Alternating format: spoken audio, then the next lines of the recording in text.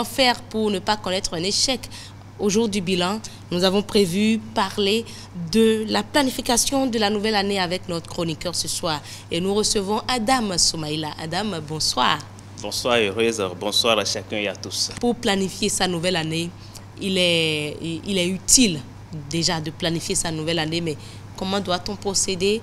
C'est votre chronique de ce soir. Alors, pour bien démarrer sa nouvelle année, il est nécessaire de comprendre comment la préparer. La nouvelle année est souvent synonyme de nouvelles résolutions. Oui. Une occasion de réfléchir à nos aspirations et de planifier des changements positifs. Tout à fait. Nous avons choisi pour vous aujourd'hui une approche originale pour vous aider à préparer votre nouvelle année en utilisant la métaphore d'un voyage. La vie, c'est un voyage, n'est-ce pas, heureuse? Tout à fait, la vie, c'est un voyage, effectivement. Pour ce voyage, il faut une préparation au préalable. De même, pour cette nouvelle année, je me prépare en réfléchissant à mes désirs et besoins. Réfléchir profondément à ses désirs et besoins. Voilà.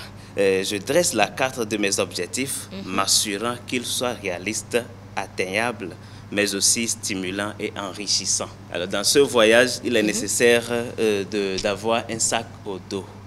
Parce que pour tout voyageur, c'est primordial. Et ici, le sac au dos auquel nous faisons allusion, c'est la persévérance. C'est un voyage qui constitue un long parcours en fait. Ah oui, au moins 365 jours. Voilà. Et le mien sera rempli de persévérance. Et je m'engage à rester déterminé, même face aux obstacles. Alors, chaque défi rencontré sera une opportunité de croissance. Et j'intègre des stratégies pour maintenir ma motivation, et comme célébrer des petites victoires.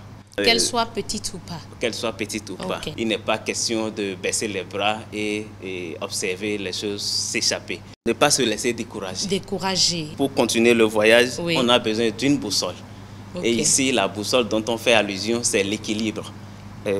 L'équilibre sur le travail, sur le loisir et aussi sur les repos. Parce que nous avons pas d'excès. Voilà, pas d'excès. Mais essayer d'équilibrer ces trois choses. Planifier tout cela. La boussole va nous permettre de rester concentrés sur ce que nous faisons et à garder une perspective saine dans la vie. On doit aussi pouvoir, à chaque année, on doit chercher à apprendre quelque chose de nouveau. Et enfin, d'être en interaction avec les autres. Accepter d'apprendre d'eux. Et là, je serai plus à l'écoute, la patience et être ouvert à la diversité. Donc ça voudra dire qu'une fois que nous sommes dans la société, la diversité doit primer sur tout. Voilà, Merci et beaucoup. cette diversité va nous permettre de gagner beaucoup de relations en matière professionnelle. Ne pas s'isoler. Exactement, voilà. Être ensemble avec les autres pour réaliser... Et bénéficier d'eux. Voilà. Est-ce qu'avec tout ça, on est sûr d'avoir une année de succès? Et à la fin de l'année, je reviendrai de ce voyage enrichi, ayant atteint mes objectifs et étant devenu une meilleure version de vous-même, de nouveaux types de citoyens que je suis aujourd'hui. Que vous êtes aujourd'hui. Voilà. Et je serai prêt à entamer un nouveau voyage l'année suivante avec de nouvelles destinations explorées. Ah ben voilà. Alors, mesdames et messieurs, c'est une chronique assez spéciale aujourd'hui. On vous invite à prendre cette nouvelle année comme un voyage. Et comment il faut le faire? L'invité a dit tantôt, il faut se déterminer, se définir des objectifs assez clairs. Des objectifs, il a dit smart. Il faut également avoir un sac à dos rempli de persévérance. Il faut avoir une boussole pour l'équilibre. Il faut avoir également non seulement la boussole, mais également des jumelles de curiosité. Et enfin, avoir une carte du monde de l'empathie. Donc voilà en quelque sorte ce qu'il vous propose. C'est le concept qu'il vous propose aujourd'hui pour planifier votre vie.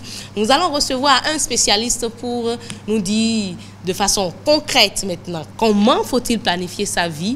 Est-ce qu'on va parler d'un plan de vie ou d'un plan d'action juste pour cette année et maintenant quelle place vous accordez cette année à des actions de participation citoyenne? On en débattra tout à l'heure juste après ceci.